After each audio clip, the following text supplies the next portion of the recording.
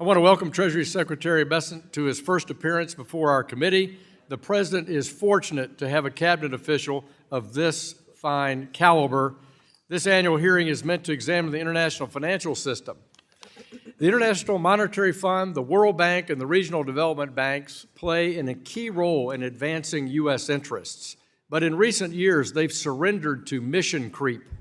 Under the Biden administration, the IMF's management tried to turn the fund into World Bank Light, launching initiatives on climate change and social policy. If the Trump administration wants to pull back the IMF's mission creep, it can start by scrapping the Resilience and Sustainability Facility and instead focus on the Poverty Reduction and Growth Trust.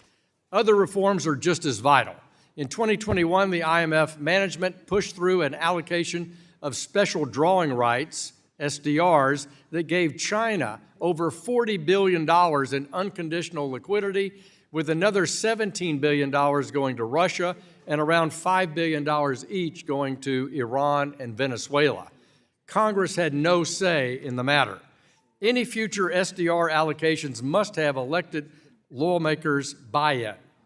Moving forward, we need leadership at the IMF that cares more about the fund's core mission rather than hurting the feelings of the Chinese Communist Party. Think about it. No one can say what the true growth rate is of the world's second largest economy. No one really understands how China manages its exchange rate. It nearly has a $1 trillion trade surplus and a central bank controlled by authoritarian dictatorial political party. Its opaque predatory lending to developing countries has seen no significant restructuring. All this is an indictment of the IMF's leadership, and we need greater transparency.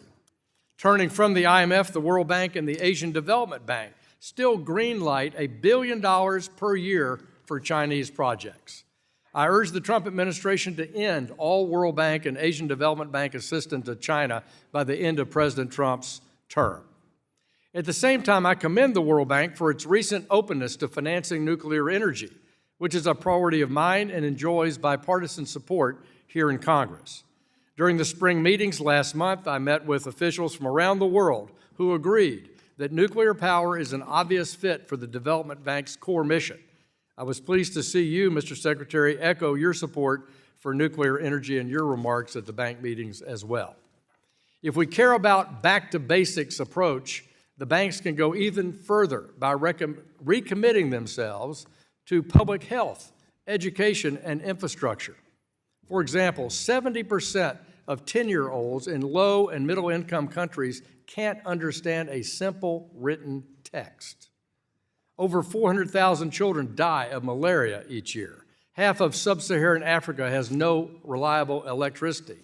But for too long, the World Bank and others have spent more time and more money on climate change and empty rhetoric than trying to tackle these urgent development challenges. Mr. Secretary, our committee appreciated your remarks at the IMF and World Bank spring meetings where you outlined an active approach to these issues and noted the critical leadership role that the United States plays in our multilateral financial institutions. We should all be pleased that Treasury has a leader who has signaled that he will tackle these issues in a serious way. I look forward to discussing our international financial institutions with you, as well as hearing from our members on the various priorities that are important to them. I yield back.